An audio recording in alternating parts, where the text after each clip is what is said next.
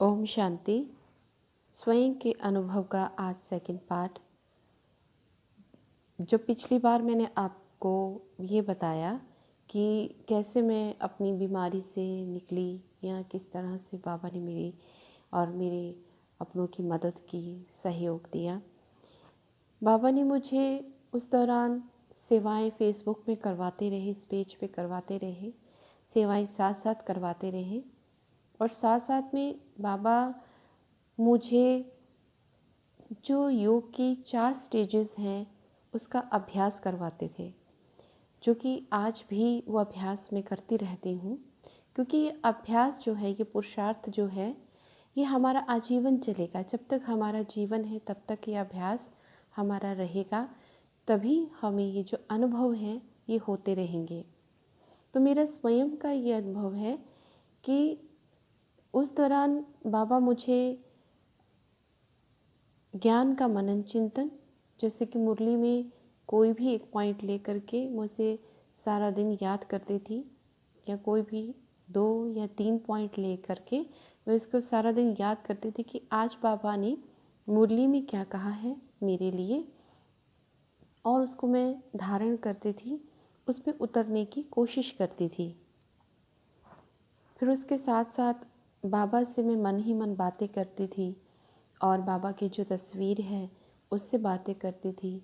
बातों में जो भी अपनी रोज़मर्रा की जो बात है वो कहती थी, या अगर कोई परेशानी है वो सारी बातें मैं बाबा से कहती थी।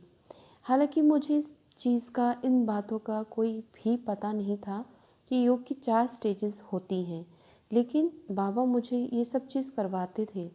और जब धीरे धीरे मैं इन बातों को जानना शुरू हुई कि ये चीज़ है, योग की 4 स्टेजेस हैं, अवस्थाएं हैं, और ये सब मैंने अनुभव किया है, तो मैं इसको अभ्यास करती थी।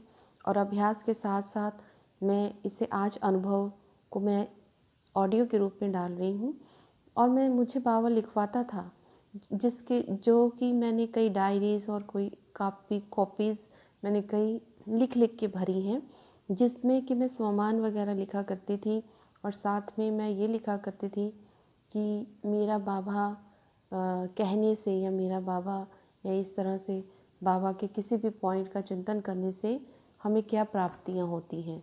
तो मैंने ऐसे बहुत सारी डायरी और कॉपीज़ अपनी भरी हुई हैं, जो कि आज भी मैं लिखती हूँ अपने स्वमान को, या जो बाबा का स्वमान है या कोई बात है वो मैं 5-6 लाइन या 1 पेज ज़रूर लिखती हूँ।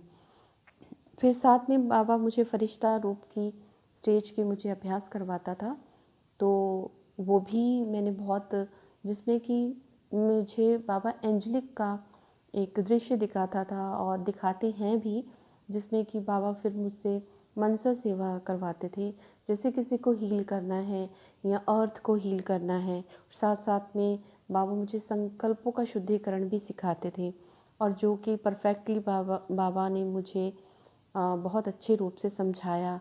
और फिर उसके बाद बीज रूप की स्टेज। तो ये 4 स्टेजेस अवस्थाएं हैं जो बाबा ने मुझे प्रैक्टिकल में करवाई हैं। और उसके बाद मैंने एक ऑडियो सुनी थी, दादी गुलजार की थी, जिसमें कि उन्होंने ये 4 स्टेजेस के बारे में बात की। तो मैं बहुत सरप्राइज्ड हुई थी, और मैंने इसके बारे में एक ऑडियो बनाई, और आज मैं इसका अनुभव बता रही हूँ कि बाबा ने मुझे ये प्रैक्टिकल में भी ऐसा करवाया है। और इसके साथ साथ और भी अनुभव हैं जो मैं अगले पार्ट में आपको शेयर करूँगी। ओम शांति।